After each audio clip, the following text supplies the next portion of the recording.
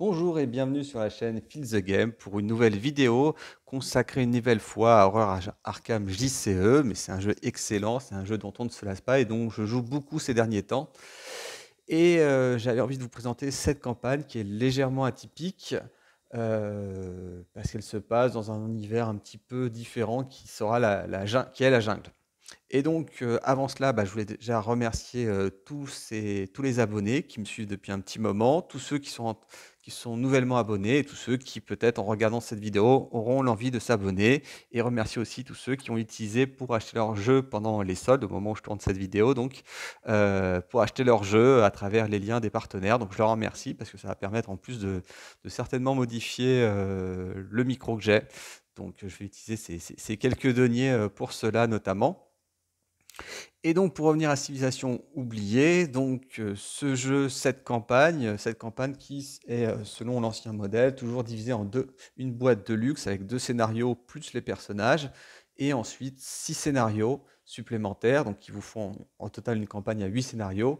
Donc 6 scénarios qui sont chacun contenus dans une des boîtes que vous pouvez voir devant vous, que j'ai mis en plus dans l'ordre, de la campagne et en plus qui apportent des nouvelles cartes pour enrichir votre collection. Alors moi, pour juste situer, pour ceux qui ne connaissent pas la chaîne, je n'ai pas l'intégralité d'Horror Arkham JCE, donc j'ai découvert ça il y a un an et demi, on va dire. Et donc j'achète au fur et à mesure, et au fur et à mesure aussi que je joue. Donc j'évite d'avoir des campagnes auxquelles je n'ai pas joué. Donc Civilisation d'oublier, je l'ai depuis un petit moment, et j'ai eu la possibilité donc de faire plusieurs campagnes, une à deux, une en solitaire avec un seul personnage, une nouvelle fois à deux personnages, et une nouvelle fois cette fois-ci avec deux personnages que j'ai joué tout seul, donc j'ai fait 4 fois la campagne. Alors avec des taux de réussite assez différents que je vous détaillerai plus tard. Alors juste pour vous présenter un petit peu comment je vais un peu scripter cette vidéo, déjà la motivation d'achat, moi j'aime bien vous expliquer pourquoi j'ai acheté cette campagne. Ensuite, vous parler des nouveautés qui sont introduites dans cette campagne pour ceux qui ont le jeu, on va dire, à des niveaux première ou deuxième campagne, comme ça vous aurez un petit différentiel et aussi vous présenter les personnages. Les cartes joueurs, je ne vais pas forcément vous les présenter parce qu'elles ont déjà été faites dans d'autres vidéos et ça serait très long et ça apporterait pas grand-chose à la vidéo. Et ensuite, une partie que je qualifierais de spoil où je vais débattre un petit peu des scénarios de manière très rapide, hein, pas forcément très longue, mais pour échanger avec vous sur ces campagnes. Donc effectivement, cette partie-là sera balisée avec le timer qui vous dira attention spoil et donc vous pourrez ne pas la regarder, mais si vous avez déjà fait une fois de la campagne, ou même plusieurs fois, vous pourrez la regarder, je l'espère, avec plaisir. Voilà pour la présentation de cette vidéo. Donc je vais vous expliquer donc, la motivation d'achat. Moi, de toute façon, ce qui était simple, c'est que j'ai une campagne relativement restreinte avec Dunwich, Renouveau Zélatrice, un petit bout du Dévoreur des rêves et un ou deux scénarios alternatifs.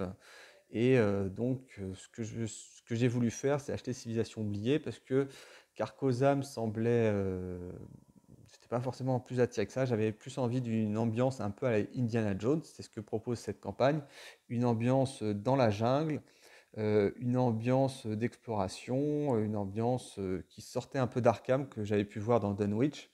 Et donc un univers un petit peu plus aventurier. Voilà. Et voilà, donc je me suis dit: «Ça peut être pas mal et ça changerait». En plus, il y a un petit côté on sort un peu de l'appel de Cthulhu, mais vous allez voir, on va y revenir. Alors, quelles sont les nouveautés qui sont introduites, dans la civilisation oubliée? Donc là, moi, j'ai imprimé directement les livrets de campagne via un site, hein, qui le propose. Donc, je crois que j'avais déjà mis le lien où on peut accéder à tout ça. Donc l'avantage, c'est que j'ai tout sur un livret et j'ai pas à tout chercher à chaque fois. Et donc voilà, il y a pas mal de nouveautés qui ont été introduites par cette campagne de la civilisation oubliée. Alors une qui sera plutôt anecdotique, c'est scellé. Alors scellé, ça veut dire que vous allez pouvoir mettre sur une carte un des jetons plus 1, 0, etc. Donc c'est pas dans cette campagne-là. Voilà. Il y a un des personnages qui va l'utiliser, c'est le père Matteo notamment, mais c'est pas non plus si exceptionnel que ça, même si cette mécanique dans les autres campagnes à venir vont être un peu plus utilisées, notamment dans les toutes dernières. Alors, ce qui est plus intéressant aussi, qui a été introduit, par exemple, c'est l'alerte. Alors l'alerte, là, on découvre tous, pour ceux qui ne sont pas des joueurs expérimentés, mais l'alerte, Vous connaissiez peut-être ce qui se passait quand vous ratiez un jet d'attaque, il y avait la riposte. La riposte, c'est quand vous ratiez une action d'attaque à un ennemi, bah, il vous ripostez et vous attaquez. Là, c'est un peu plus touchy encore, puisque alerte, c'est lorsque vous tentez d'échapper à un adversaire, que vous échouez à votre test de compétence, et bien d'un coup, bah, il vous attaque. Et, et là, c'est un peu douloureux, parce que d'habitude, on était content de pouvoir esquiver une fois, deux fois, trois fois, éventuellement, de tenter d'esquiver autant qu'on voulait. Et là, cette fois-ci, bah, il vous attrape. Donc, ça va complexifier les choix, ça va peut-être même vous paralyser, parce que des fois, il y aura peut-être alerte et riposte, et là, vous serez un petit peu coincé. Donc, il faudra bien jouer avec la dextérité et pas se planter. Donc ça, c'est un aspect de la campagne qui vous est dévoilé dès le début dans le guide de campagne. Donc je ne divulgage rien du tout. Pareil, il y a un concept de la campagne qui est très intéressant, c'est ce qu'on appelle les équipements. Donc comme vous partez en expédition, eh bien, vous allez vous équiper avec un budget qui sera en fonction du nombre de joueurs. Et donc ce nombre de joueurs, vous voyez, il vous permettra, finalement il n'y a pas de, bon tant pis, là c'est pas là-dessus, c'est au niveau du premier scénario, mais voilà, vous pourrez acheter des objets, et avec ces objets-là, ils vous seront utiles ou pas dans l'aventure, à des moments ou pas de la campagne, et donc vous choisirez, et puis vous allez voir, après le premier scénario, vous allez choisir un petit peu à l'intuition, puis le deuxième, vous allez réfléchir un petit peu à ce qui a servi et pas servi, et donc c'est vrai que ça donnera un petit peu de rejouabilité un peu différente. Donc c'est vraiment un bon concept, même si pour le coup, c'est un de mes copains qui me faisait la réflexion, avoir un budget pour acheter un couteau, une torche, etc., c'est un petit peu bizarre, quoi, en fait. Donc voilà, c'est vrai que narrativement parlant, c'est un peu... les mecs, ils n'ont pas de quoi s'acheter une torche ou un couteau ou une craie, donc c'est un petit côté peut-être un peu ridicule. Maintenant, sur le niveau du gameplay, sur le niveau du jeu, c'est plutôt bien et en plus ça donne, comme je le disais, de la rejouabilité. Un autre concept qui va être introduit, c'est celui de la vengeance. Là aussi, c'est un super concept. Pourquoi? Parce que la vengeance, maintenant, à partir du moment où vous allez tuer un ennemi, eh bien, vous allez le poser dans la pile de victoire et il aura peut-être des fois ce qu'on appelle une caractéristique de vengeance. Voilà. Donc, au lieu d'avoir juste des points de victoire, bah, il aura une caractéristique de vengeance. Et qu'est-ce que ça va faire? Eh ben, vous allez les cumuler au fur et à mesure de la campagne et ça introduira des effets de jeu, soit pendant le jeu, soit pendant la campagne. Donc, je n'en dis pas plus parce qu'on n'est pas forcément encore dans la partie spoil. Mais voilà, ces effets de vengeance, vous en doutez, bah, vaut mieux éviter d'en avoir trop. Parce que sinon, bah, pour le coup, vous allez aller sur des compteurs qui ne seront pas forcément très positifs pour votre aventure. Donc, c'est un concept encore sympa qui est introduit. Là, je vais vous montrer justement une des cartes, ce que je cherchais. Donc, là, vous voyez, vous avez un Crotal. Bon, 3-1-3, pas forcément très dangereux, mais avec une carte de vengeance 1. Donc, si vous le tuez, vous le posez dans la pile et à la fin du scénario, bah, vous cumulerez un compteur de vengeance. Donc, ça aussi, c'est un petit concept où il faudra plutôt essayer d'échapper aux monstres plutôt que les tuer, qui est assez intéressant. En sachant que voilà, vengeance au début, la première fois que vous faites, vous ne savez pas trop à quoi ça sert, mais vous connaissez Arkham, vous savez que ça sent pas bon. Donc évidemment, ça sent pas bon. Donc la vengeance, en plus, c'est vis-à-vis de serpents, donc vous voyez un peu venir le truc, et donc vous vous dites non, c'est pas bien. Sinon, là, ils vous le mettent dans le scénario, des nouvelles faiblesses, comme dans chaque campagne. Donc là, ce sera des faiblesses qui se comporteront dans le mode campagne uniquement. Donc vous pourrez les mettre que si vous faites des campagnes et avec des effets, un changement de faiblesse au fur et à mesure de la campagne si cette carte tombe et si vous ne respectez pas certaines conditions. Donc voilà, c'est des faiblesses un petit peu plus originales et qui sont assez intéressantes. Un autre concept qui est introduit par le jeu et qu'on retrouve dans les Gardiens de l'Abîme, peut-être dans d'autres pods, je ne sais pas, mais en tout cas, un concept sympa, c'est celui de l'exploration. Alors l'exploration, c'est quoi? Basiquement, bah, vous allez prendre des lieux de la campagne. Donc là, vous voyez, je vais rapprocher, donc là, lieu. Alors là, c'est une traîtrise.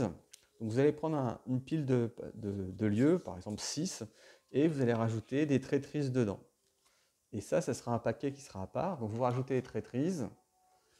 Voilà, des petites traîtrises en veux-tu, en voilà. Vous allez mélanger le paquet. Et à partir de votre point de départ, vous allez avoir des liens. Et s'il y a un lien, vous allez pouvoir explorer. Si c'est pas la bonne carte, s'il n'y a pas de lien, vous repiochez jusqu'à trouver une carte avec un bon lien ou éventuellement tomber sur une traîtrise. Et là, vous allez passer un sale moment vu que c'est une traîtrise. Hein, ce sont les mêmes que celles que vous allez avoir dans les cartes du paquet. Donc, un concept assez intéressant d'exploration. Certains vont le trouver peut-être un peu trop aléatoire, très modificateur de campagne, mais ça va aussi vous donner des petits moments où il faut absolument que vous avanciez, sinon la partie est perdue. Voilà, ça peut donner des moments épiques ou ça peut donner des drames où vous chopez que des traîtrises sur traîtrises et l'aventure a à peine commencé, vous n'avez pas fait une case, que vous avez déjà pris 3-4 dégâts ou horreurs. Donc effectivement, voilà, vous aimez ou vous n'aimez pas. Mais voilà, tous ces concepts sont introduits. De plus, j'ai envie de dire, moi qui n'avais que Dunwich comme campagne avant, j'ai eu la bonne surprise de découvrir beaucoup plus de narration. Et donc plus de choix, plus de textes, des choix à faire pour aller voir tel ou tel personnage évidemment, voilà, donc pas mal de choses, vous allez avoir plus de choix et aussi plus de textes. Donc une plus grosse immersion, mais voilà, beaucoup plus de lecture en tout cas que dans Dunwich ou encore plus, ça n'a presque rien à voir hein, que la campagne du jeu de base. Donc faut aussi savoir, donc là c'est pas non plus du spoil, mais que cette campagne a la réputation d'être l'une des plus sauvages de la collection d'Arkham, donc l'une des plus dures, notamment vous allez le voir rapidement dans les 2 premiers scénarios, ça va être sanglant, quoi. Vous allez vous faire éclater et c'est assez normal, alors un petit peu moins en connaissant le jeu, en connaissant les équipements, mais voilà, faut bien s'accrocher à cette campagne. C'est l'une des plus difficiles. Elle est réputée comme étant les plus difficiles. Et pour l'avoir fait 4 fois, je vous confirme qu'elle est effectivement très difficile. Et il y a des scénarios qui sont évidemment un peu comme Dunwich d'ailleurs, très délicats à gérer. Voilà. Je ne vous en dis pas plus, mais vous avez quand même. Faut que vous ayez faut que vous sachiez que vous ayez à faire une campagne difficile. Voilà, donc c'est pas forcément une campagne qu'il faut prendre en premier pour augmenter votre collection. Euh, Plutôt en deuxième ou troisième, évidemment. Idéalement, c'est bien de respecter l'ordre parce que le scénario, le power creeping, comme on dit, la difficulté des scénarios augmente. Après, vous avez toujours la possibilité de varier facile, moyen, très difficile, difficile. Voilà, et ça vous donne toujours un petit volant pour augmenter drastiquement d'ailleurs le niveau de jeu hein. En difficile, là c'est quand même compliqué. Donc voilà, pas mal de concepts, je vous ai dit, qui ont été introduits et surtout un niveau de difficulté qui va être vite augmenté. Alors moi j'avais Dunwich et donc le renouveau de la zélatrice aussi, parce qu'il y a quelques petites cartes quand même sympas. Mais déjà avec Dunwich, plus toutes les cartes de la civilisation oubliée, parce que moi effectivement j'achète les campagnes d'un coup pour pas avoir de problème de trous éventuellement. Donc j'avais tout acheté et j'ai pas fait mon mariole, hein. J'ai pris toutes les cartes qui étaient à disposition de joueurs pour les utiliser, non pas au fur et à mesure, hein. Le jeu est déjà assez difficile comme ça, donc il faut utiliser toutes ces ressources quand vous commencez la campagne, surtout sur une première campagne, sur un premier run. Faut se donner les moyens de réussir ou de ne pas être trop dans la souffrance, vous voyez, parce que Arkham, c'est un jeu très punitif et qui va vraiment vous faire souffrir, et cette campagne encore plus que les autres. Euh, Ensuite, je voulais vous parler de quoi d'autre, pas forcément pas des cartes, pas encore des scénarios, parce qu'on n'est pas dans le mode spoil, mais juste des nouveaux personnages qui sont introduits. Alors, moi, j'en ai joué qu'un seul pendant toute une campagne et demie même, on va dire. Sinon, j'ai utilisé d'autres personnages qui étaient très bien, et j'ai été le compagnon de Leo Henderson, qui était joué par un autre de mes camarades. Alors, je vais peut-être mettre celui-là en dernier, Calvin Wright, vous pouvez le voir dans les caractéristiques, il est un petit peu atypique. Mais voilà, vous avez donc, on commence quoi? En général par les gardiens. Donc le gardien, Léo Anderson, un petit chef d'expédition, donc avec des caractéristiques qui sont moyennes, bonnes dans la plupart, sauf la dextérité qui a 1. Donc voilà, dextérité, il ne va pas pouvoir s'échapper. Donc voilà, puis je vous dis, dans la campagne, il va quand même y avoir un peu de tests de dextérité, un peu plus que d'habitude. Forcément, on est dans la jungle, il va falloir être souple et agile. Mais voilà, c'est un personnage, chef d'expédition, que moi je connaissais déjà dans les contrées dans les contrées de l'horreur, hein, Eldritch Horror, et qui va jouer sur une dynamique d'alliés. Donc il peut récupérer pas mal d'alliés, il va jouer avec beaucoup d'alliés, et la carte charisme qui se retrouve dans Dunwich ou dans le jeu de base, je ne sais plus exactement, mais va être rapidement indispensable. Il est accompagné par un allié dans son deck de base et aussi une faiblesse classique. Alors moi je connais moins le joueur, mais voilà, c'est vraiment le gardien qui va jouer avec des alliés et ça c'est vraiment très sympa. J'adore jouer avec des alliés. De toute façon, lui il va beaucoup tanker de toute façon dans le jeu. Il a comme capacité donc toutes les cartes gardiens de niveau 0 à 5 et il est biclassé avec les truands jusqu'au niveau 2 où il y a quand même pas mal de bonnes cartes. Mais bon, voilà, vous allez pouvoir faire un petit panachage. Donc, contrairement à Dunwich, vous aviez des monoclasses avec 5 cartes de base. Celui-là, il est presque biclassé, on va dire. Autre personnage que je n'ai pas joué, mais qui a assez bonne réputation, c'est Finn Edwards. Donc, un truand qui, lui, se joue beaucoup sur la dextérité, comme vous pouvez le voir sur ses caractéristiques. Il a une bonne capacité d'investigation. Et en plus, il a le droit d'esquiver en plus, de faire un échappement supplémentaire en action gratuite. Donc ça va être le roi de l'esquive. Et aussi, il a une excellente capacité d'investigation. Donc en solitaire, c'est vraiment un des personnages idéaux. Hein. Échapper, enquêter, voilà, vous n'avez pas forcément besoin de taper tout le temps, bien qu'il ait 3 en force. Donc ça vous donne peut-être des solutions pour frapper, même si 3 en force, c'est toujours un petit peu juste. Enfin, c'est un vrai gros monstre. En tout cas, voilà, il a des solutions pour enquêter et s'échapper, et ça, c'est vraiment pas mal, notamment en solitaire. Donc ensuite, lui, alors, pour le coup, lui, il n'est même pas monoclasse truand, vu que c'est limité de 0 à 3. Maintenant, toutes les cartes illicites de 0 à 5, je ne les connais pas, mais ça vous permettra de vous en débloquer déjà pas mal de la carte truand. Et en plus, le petit côté sympa, c'est qu'il a le droit à 5 cartes de chercheur ou de survivant. Donc vous allez pouvoir il est très versatile, vous allez pouvoir l'utiliser pour pas mal de choses, parce qu'on sait qu'en survivant, voire en chercheur, et surtout en survivant, il y a d'excellentes cartes dès le niveau 0 qui peuvent vous sortir de très très mauvais pas, voire de la mort pour certaines, à tout moment. En plus, ce qui est sympa, c'est qu'il a 2 cartes, je veux dire, 2 cartes de son équipement, donc de plus, donc pour un tuteur et une bonne grosse arme qui est toujours utile, surtout qu'en truand, on a aussi des cartes pour augmenter son nombre de munitions, donc qui vous donnera un bon vieux plus 2 attaque et éventuellement un plus 1 en dégâts. Donc une faiblesse que je ne vous détaille pas parce que sinon la vidéo serait trop longue. Un autre personnage sympa que je n'ai pas joué mais qui est assez tentant en chercheur, c'est Ursula Downs, qui elle est une exploratrice. Vous voyez, on est toujours dans le thème des explorateurs. Hein. Les 3 que je viens de faire sont vraiment des explorateurs qui elle est plus liée aux reliques. Alors sa capacité de base évidemment c'est de se déplacer, donc elle a le droit de se déplacer après que vous vous êtes déplacé vers un lieu, effectuer une action d'enquêter, donc déplacement plus enquête, donc un gain d'action. Et elle est très mobile, effectivement, parce que son signe des anciens, en plus, c'est de se déplacer.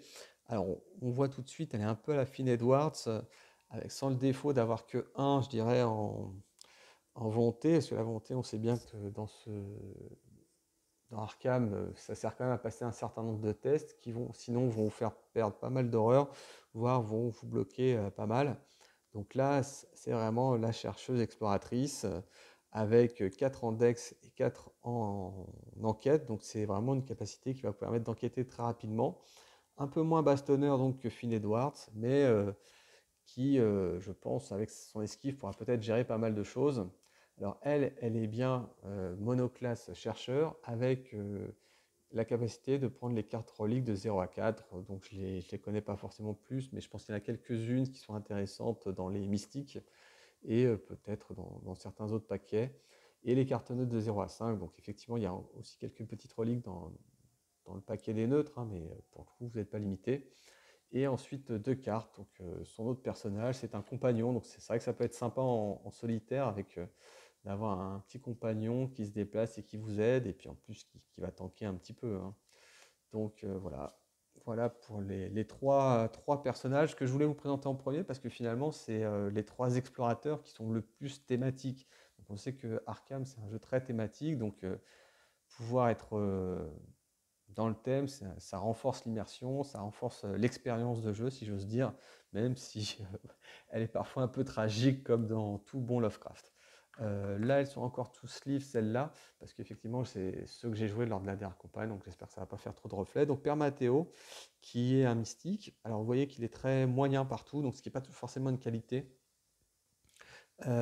Et donc, il a un bon 4 de volonté, ce qui est la moindre des choses pour un mystique, même si ça peut faire un peu juste, hein. Donc, je l'ai utilisé pour toute la campagne, hein, donc je peux le critiquer à loisir.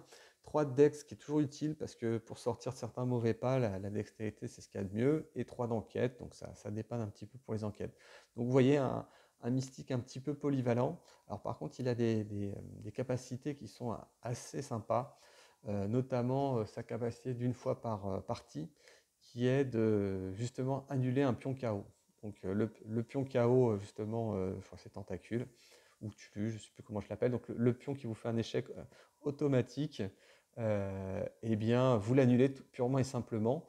Et ce qui est fou, c'est qu'en plus, ça peut être n'importe quel investigateur. Donc vous n'êtes pas forcément d'être sur le même lieu, c'est pas forcément vous. Donc n'importe à quel moment de la partie, vous allez pouvoir annuler ce fameux pion qui détruit votre action critique. Et donc, c'est une grosse révolution. Donc, et non seulement il vous l'annule, mais en plus, il vous le transforme en signe des anciens. Donc, c'est vraiment le rêve. C'est une relique à lui tout seul, ce personnage. Et donc, c'est vrai qu'il est super excitant à jouer, rien que pour ça. Quand on sent qu'on n'est pas bien, qu'on a un test à réussir et qu'on tire ce pion et qu'on sait qu'on peut le transformer, c'est magnifique. En plus, sa capacité signe des anciens est vraiment sympa. Parce que si c'est vous qui vous faites déjà une réussite automatique, donc déjà signe des anciens, des fois c'est pas forcément même si vous avez plus 1, plus 2, donc en réalité il n'y a quasiment aucune chance que vous ratiez, mais même si vous aviez une action complètement désespérée à faire, si vous tirez ce signe des anciens, en sachant que ça se combine merveilleusement avec la capacité plus haut, avec ce signe ancien, c'est réussi. Et non seulement c'est réussi, mais en plus, à la fin de ce test, vous pouvez piocher une carte ou gagner une ressource. Et si c'était pendant votre tour, bah, tout simplement avoir une action supplémentaire. Donc ce signe des anciens est vraiment, vraiment très, très bon. Même si, je veux dire, le 4 en volonté, c'est un petit peu gênant pour les sorts, hein. Alors en plus, il y a autre chose d'atypique.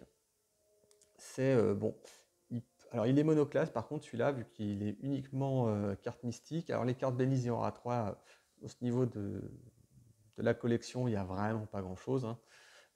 Cartonneux, donc voilà, il est clairement mystique, mystique. Et il y a de quoi faire, hein, déjà avec ma collection, donc même si tout n'est pas optimum.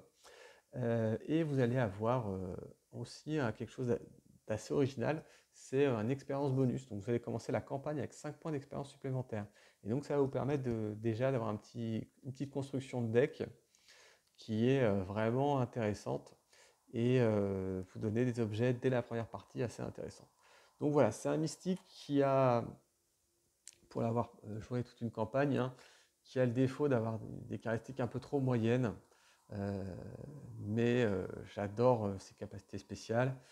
C'est super élégant de commencer avec de l'XP. C'est super élégant de pouvoir transformer un pion d'échec automatique en signe des anciens. Même votre collègue, des fois, son signe des anciens, ça va lui donner en plus un bonus pour faire une action supplémentaire. C'est un bon signe des anciens, donc c'est vraiment une carte super intéressante. Enfin, c'est un personnage, j'ai eu beaucoup de plaisir à jouer. Alors oui, juste pour sa faiblesse justement, bah, vous allez sceller, donc c'est une capacité que je vous avais présentée très rapidement, mais sceller, ça va être retirer le pion des signes des anciens, le poser sur la carte, et donc tant que vous ne l'avez pas tué, voilà, vous ne pouvez plus tirer ce pion-là. Donc un personnage de 3-2, donc c'est pas forcément très fort. Maintenant, voilà, 3, ça veut dire il va falloir soit l'esquiver, soit le taper en général 2 fois. Donc c'est toujours un petit peu embêtant. Voilà.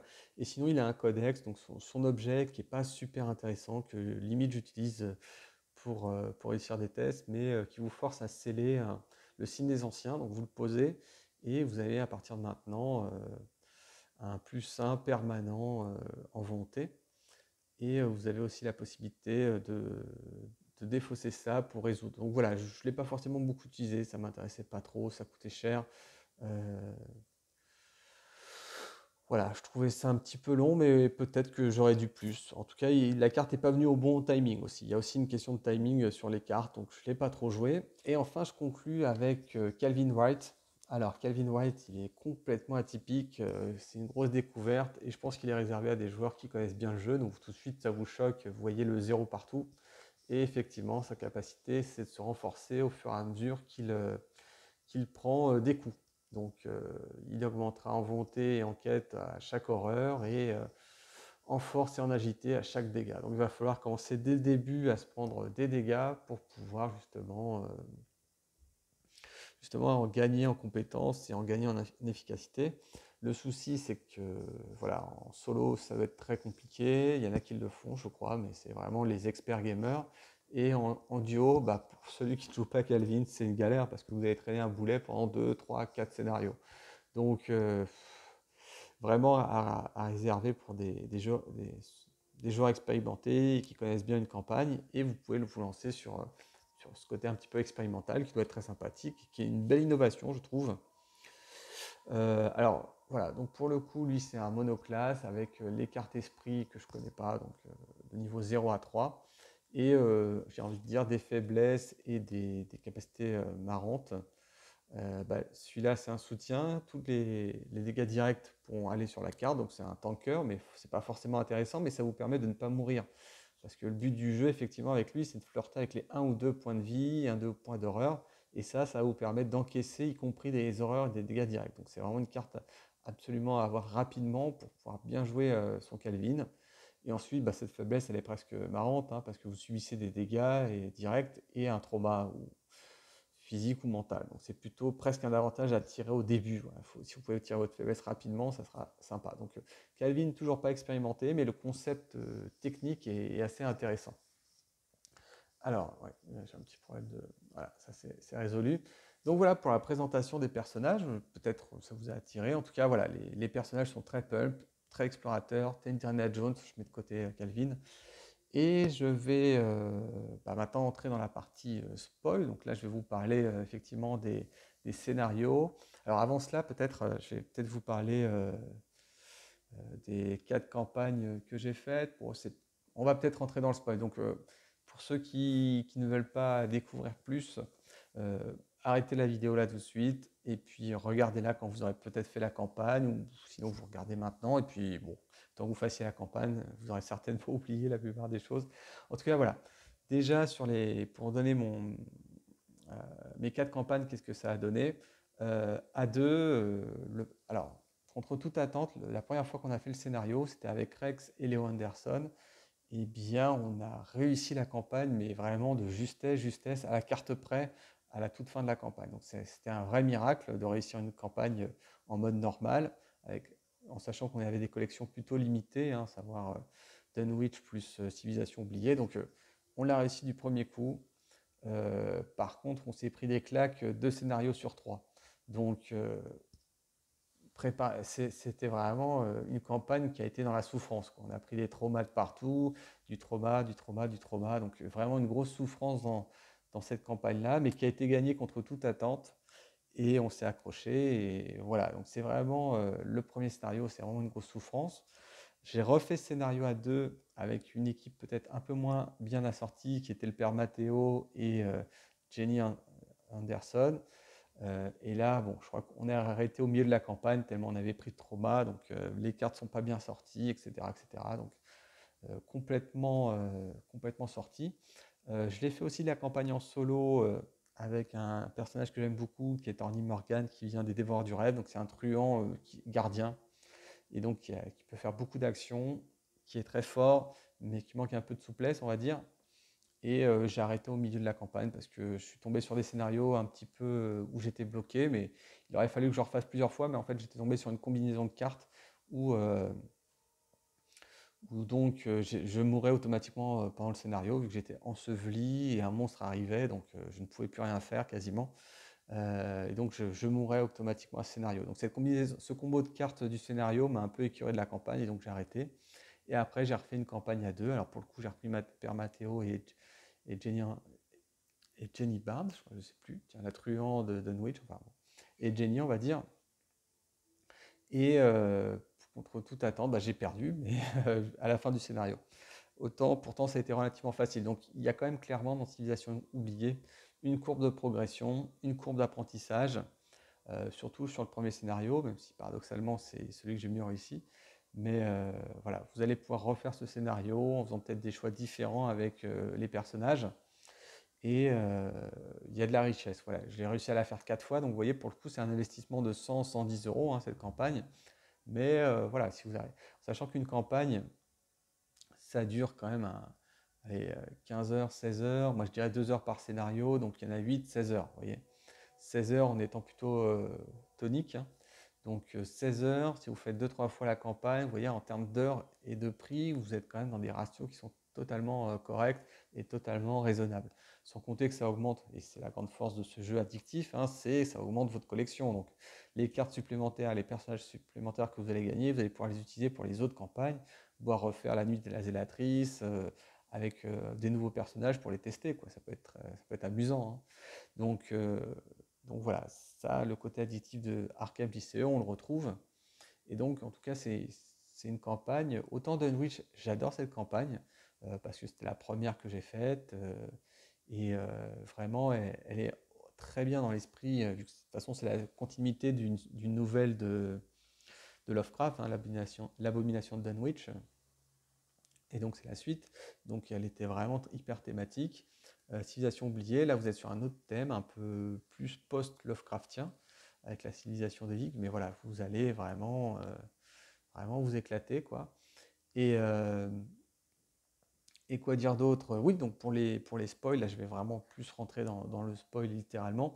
Donc, les 2 premières campagnes qu'on fait, effectivement, elles sont vraiment très sanglantes. Donc là, elles sont très sanglantes. Il faut choisir les bons équipements, notamment le duvet, qui est vraiment une part, un objet indispensable pour cette campagne et contre toute attente.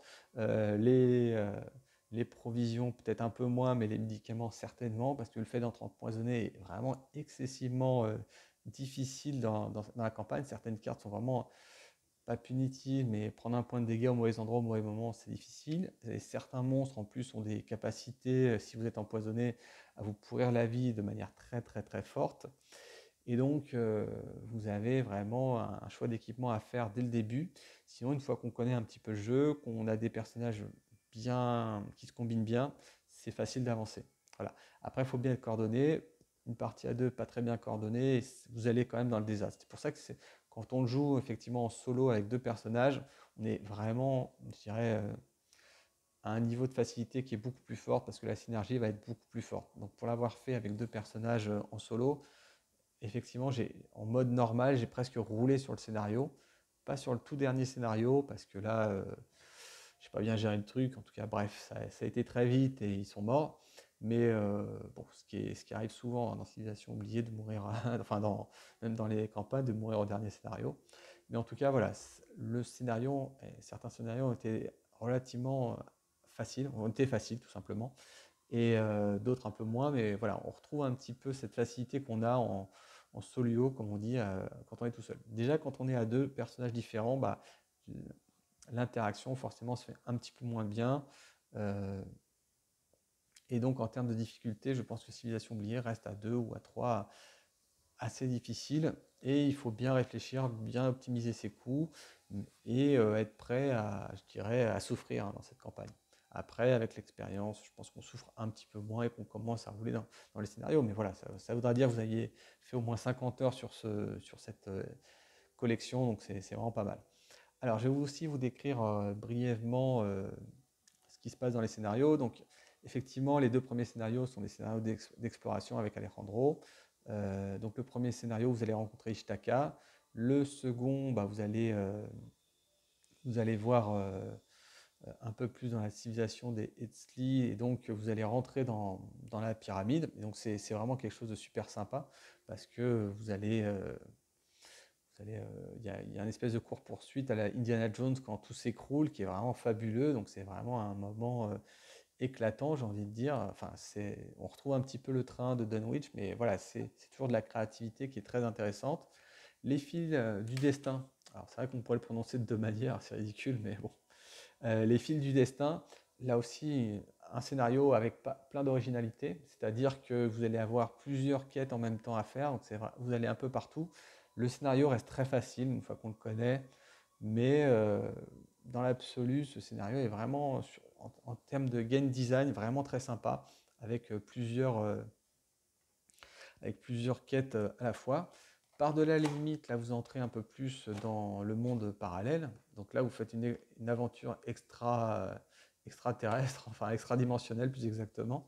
Et donc, bah, c'est ça. Moi, j'ai bien aimé le design là aussi du scénario, avec des cartes qu'on retourne, même s'il y a une petite complexité au début de comment gérer le truc. Mais voilà, vous traversez, en plus vous n'avez pas possibilité de vous échapper, donc c'est vraiment un scénario entre guillemets traumatisant potentiellement. Et donc c'était vraiment un scénario très sympathique. Le cœur des anciens, là vous arrivez, je crois, j'ai oublié celui-là. Le cœur des anciens, je crois qu'on revient sur une expédition. Ah voilà, on, on essaie de retourner dans les profondeurs de Yod. Et donc là, pour le coup, on retourne dans la jungle. Donc ça, c'était aussi sympa parce que c'est le comeback, quoi. Vous avez eu deux premiers scénarios vraiment très très violents au niveau de la jungle. Et là, vous y retournez. Donc quand on y retourne, on y va un petit peu à reculons, notamment quand on découvre la campagne, hein. Donc on est là, on se dit, oulala, par de la limite est assez difficile les premières fois. Les fils du destin, on s'en sort pas trop mal en général.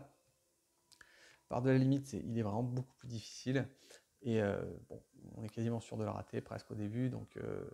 Et par contre, le cœur des anciens, bah là, vous retournez dans la jungle et là, il y a une petite angoisse qui monte quand même, hein. Il y a un petit sentiment de j'ai pas envie d'y retourner, mais on y retourne. Et donc, ça, c'était vraiment très agréable. Ensuite, la cité des archives, là encore, alors là, vous avez un espèce de twist incroyable, hein. Donc, à la fin du cœur des anciens, donc vous arrivez vous avez un changement de corps, hein. Donc, vous arrivez dans un monde complètement différent. Donc, c'est un monde qui a été qui fait l'objet d'une nouvelle, hein, je crois en plus. Je ne sais plus si c'est Lovecraft ou un autre, mais voilà, vous rencontrez vraiment, vous êtes perdu, et ça c'est génial. Le scénario vous déstabilise complètement, vous changez de personnage, vous avez une quête, vous ne savez pas où il faut vraiment aller, mais enfin, ça va, c'est relativement simple ce qu'il faut faire, mais vous avez pas mal de cartes que vous découvrez, donc en plus avec un corps qui n'est pas le vôtre, des caractéristiques qui ne sont pas le vôtre, des objets qui ne sont pas tout à fait ce que vous avez, donc vraiment très sympa, une super surprise de changer de corps, de changer de carte de personnage, donc vraiment très sympa. Les profondeurs de yacht, excellent aussi. Pourquoi? Parce que vous allez descendre au fur et à mesure euh, donc dans les profondeurs, évidemment. Et, euh, et en même temps, il y a une poursuite, donc vous avez toute une armée de serpents qui vous courent derrière, et donc c'est vraiment épique. Moi, je crois que la première fois qu'on a fait le scénario, qu'on a réussi la campagne, ça s'est joué à une carte près pour trouver le bon endroit où on pouvait aller pour sortir, pour arriver au Nexus plus exactement. Donc vraiment très épique, une course-poursuite, on se fait tabasser par les monstres, on essaye d'avancer malgré tout, et en plus ils reviennent à chaque fois de plus en plus nombreux, de plus en plus forts, et donc excellente course-poursuite. Vraiment un scénario que j'ai adoré aussi. Ensuite, paradoxe temporel. Là, on est plus dans un truc un peu complexe, extradimensionnel, concerne un petit peu moins où vous avez des espèces de gros monstres punitifs. Donc là, il ne faut pas vous louper. Si vous n'allez pas au bon endroit, au bon moment, faites pas les bonnes actions, bah, vous prenez 3 points de dégâts, 3 horreurs. Donc comme ça, vous êtes vite calmé à ce jeu-là. Donc là encore, un gros scénario de fin. Pas forcément préféré parce qu'il faut bien le gérer, le manipuler. Mais voilà, il est vraiment très sympathique. On perd énormément de dégâts et d'horreur dès le début, dès qu'on bouge. Faut vraiment... C'est un scénario qui demande pas mal de réflexion et qui est très très tactique. Voilà, donc là je vous ai un peu spoilé, je vais donner un peu mes ressentis sans aller trop dans le détail, hein, de toute façon. Donc voilà, ceux qui n'ont pas fait la campagne, si vous m'avez écouté, je pense que d'ici quelques semaines, moi, vous aurez tout oublié. Donc voilà, une campagne que je suis très content d'avoir fait, que j'ai eu beaucoup de plaisir à faire. Donc mon avis, c'est... Alors, mon avis, je ne regrette pas mon achat déjà. Je suis très content de mon achat. J'y ai beaucoup joué, donc ça veut dire que j'ai beaucoup aimé. J'ai fait quoi comme campagne? J'ai Dunwich que j'ai en physique, Carcosa que j'avais fait aussi, que j'avais bien aimé, mais je sais pas, le fait peut-être de ne pas avoir la campagne moi-même, donc c'est peut-être moins immersif. Mais voilà, sur les 4 campagnes que j'ai fait, donc plus celui aussi du cercle brisé. Voilà, je ne les ai pas encore toutes faites, évidemment, toutes les campagnes, mais voilà, pour moi, Civilisation oubliée est une très bonne campagne. Euh, si, le cercle brisé, pour moi, c'est peut-être celle que j'ai le moins appréciée des quatre, mais malgré tout, Arkham reste toujours un très bon jeu. Donc c'est une notion relative. Donc il y a juste des excellentes campagnes et des moins bonnes campagnes, mais elles sont toutes bien à faire au moins une fois. Si vous pouvez toutes les faire une fois, il faut le faire. En tout cas, Civilisation oubliée, c'est une campagne à faire et à refaire de manière très intéressante, avec ce petit changement avec les équipements que je vous ai expliqué. Donc voilà, une très bonne campagne si vous avez envie d'acquérir cette campagne en sachant que vous allez en souffrir, voilà, pour ne pas être grossier, vous allez pleurer, vous allez hurler et vous allez être déprimé. Moi, pendant la campagne, on a parfois déprimé tellement les scénarios étaient difficiles et punitifs. Donc, sachez où vous entrez, c'est un jeu, une campagne difficile, dans un monde difficile, Arkham, mais vous allez avoir du plaisir peut-être à vous en sortir parfois au bord de la limite ou à refaire la campagne et cette fois-ci la réussir. Voilà, donc ça vous donne des heures et des heures de jeu. Alors j'ai déjà fait une vidéo assez longue, je vais m'en arrêter là. En tout cas, si vous avez apprécié cette vidéo, le petit pouce vers le haut, abonnez-vous si ce n'est pas déjà fait. N'hésitez pas à utiliser encore les liens pour faire vos achats de jeux. Et merci pour ceux qui ont pu aller jusqu'au bout. Et je vous dis à très bientôt. Au revoir.